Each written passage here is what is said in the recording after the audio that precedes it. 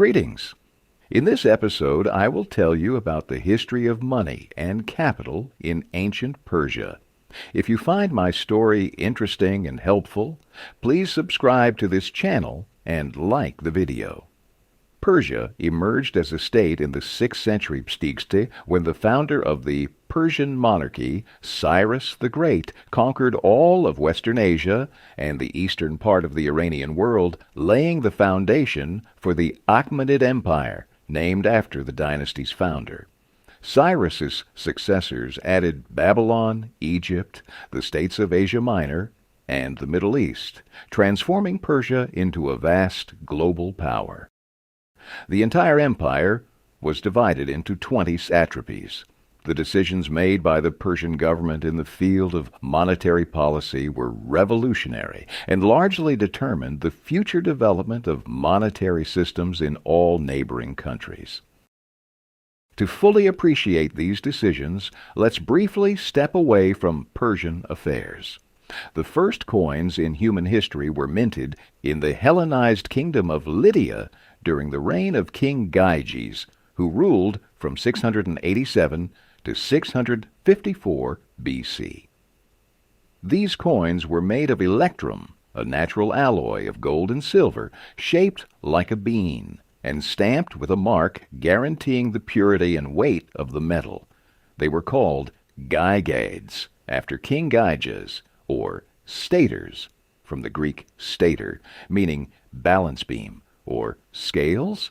A descendant of Gyges, the famous King Croesus, was the first to separate gold and silver and began minting what were known as croeses, or Croesus staters, made from high-quality gold weighing 8.1 grams. At the same time, silver staters weighing around 11 grams were also minted, along with their fractions, with 1 croesid being equal to 10 silver staters. This marked the creation of a bimetallic system with full-fledged gold and silver coins. You may be familiar with the tragic story of Croesus, as told by Herodotus. He recounts how Croesus, determined to crush Persia, sent ambassadors to the Oracle of Delphi, receiving the prophecy that if he attacked the Persians, he would destroy a great kingdom. Croesus, confident in the god's favor, launched the war. However, he was defeated by the Persians under the leadership of Cyrus. As it turned out, Croesus did indeed destroy a great kingdom, but it was his own, not the Persian one. But let's return to our story. After the Persians conquered Lydia in 546 BC, Cyrus the Great extended the Lydian monetary system to the Persian Empire and continued to mint crosids and silver staters in Persia. During the reign of Darius I, the Persian gold coin was introduced. This new coin of the Persian kings, weighing 8.42 grams and depicting the king as an archer, was called the stater dareikos, or simply dareikos. Like the Croesus stater, it was made of very high purity, only 2 to 3% alloy. A silver coin of Persian origin was also minted, known by the traditional Eastern name shekel. It weighed between 5.6 and 5.9 grams and was not as high quality as the dareikos. The shekel contained up to 25% alloy, and 20 shekels were equivalent to 1 dareikos. Moreover, the right to mint dareikos coins was reserved exclusively for the king, while the silver coin was generally minted in the satrapies with the king's permission. Outside Persia, dareikos coins were extremely popular and served as a form of global gold. In contrast, silver coins were not in demand, and the role of global silver was played by Athenian drachmas. Inside Persia, coin circulation was minimal, and high-ranking state officials were paid in kind, goods, or in unminted silver. The Persians mainly used coins to pay the salaries of mercenaries.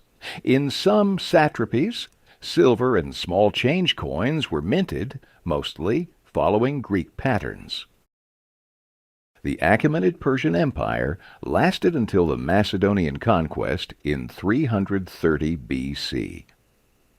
After Alexander's death, several Hellenistic states emerged from the remnants of the Achaemenid Empire, and their coinage systems largely mirrored Greek models. Around 250 BC, in the territory of the satrapy of Parthia, which was under the control of the Hellenistic Seleucid Empire, an independent Parthian state emerged, ruled by the Sassanid dynasty.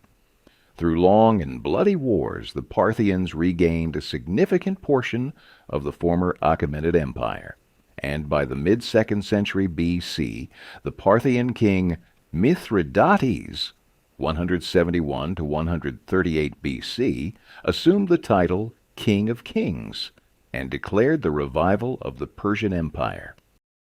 The first Parthian coins were minted by the founder of the Sassanid dynasty, Arsaces I, 250 to 217 HBC. These were silver drachmas weighing around 4 grams and tetradrachms.